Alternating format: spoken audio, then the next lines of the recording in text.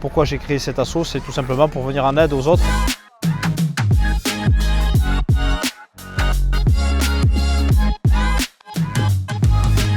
Donc, je suis Sébastien Bouey, je suis le fondateur et aujourd'hui directeur général de l'association Colosse au pied d'argile. Alors les missions de l'association, c'est de lutter contre les violences sexuelles, le bizutage et le harcèlement en milieu sportif, en milieu éducatif. On forme aussi les professionnels encadrant les enfants et on va aussi bien sûr, quelque chose qui est indissociable de notre combat, c'est accompagner les victimes et victimes collatérales sur un aspect psychologique et juridique, victimes de ces violences-là. Cette association elle est née de mon histoire personnelle. Moi j'étais moi-même victime de viol de mes 11 ans et demi à 16 ans, victime de bizutage aussi dans le rugby. Moi j'étais sur le volet obscur du harcèlement puisque j'étais, pendant que je subissais toutes ces violences, pendant 3 mois j'étais devenu harceleur. Aujourd'hui, pourquoi j'ai créé cet asso, c'est tout simplement pour venir en aide aux autres, mais surtout pour protéger les futures potentielles victimes qui sont nos enfants bien sûr.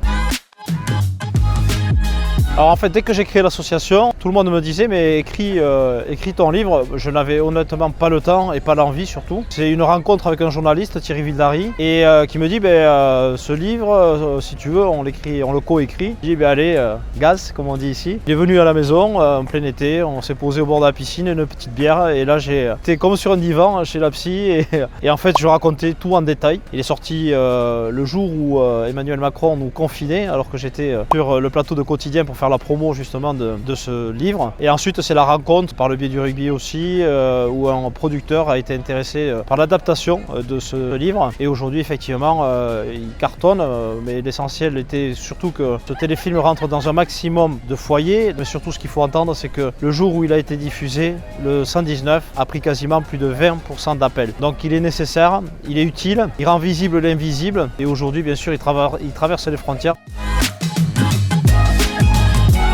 On casse tous les stéréotypes déjà par ma visibilité, puisque je suis un ancien rugbyman costaud qui dit apaisément qu'il a été violé. Donc déjà on va parler d'un homme victime. Et après à chaque fois qu'on parle de ce sujet, on libère la parole. Il est important effectivement de multiplier ces actions pour permettre la libération de la parole de façon massive du coup maintenant. Des choses dans lesquelles nous sommes assez satisfaits de réussir.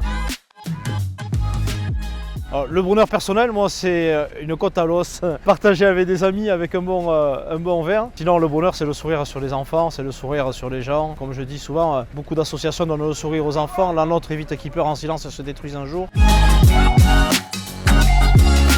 Honnêtement, quand on vient parler d'un sujet aussi délicat et qu'on voit les sourires à la fin des interventions, on dit que la mission est réussie et c'est ça qui aussi alimente notre énergie. La réussite, c'est professionnellement, c'est qu'un enfant après l'intervention vient nous parler. Là, on a réussi le job puisqu'on l'a libéré de très gros poids. On lui a même peut-être sauvé la vie puisqu'on connaît les mécanismes d'autodestruction.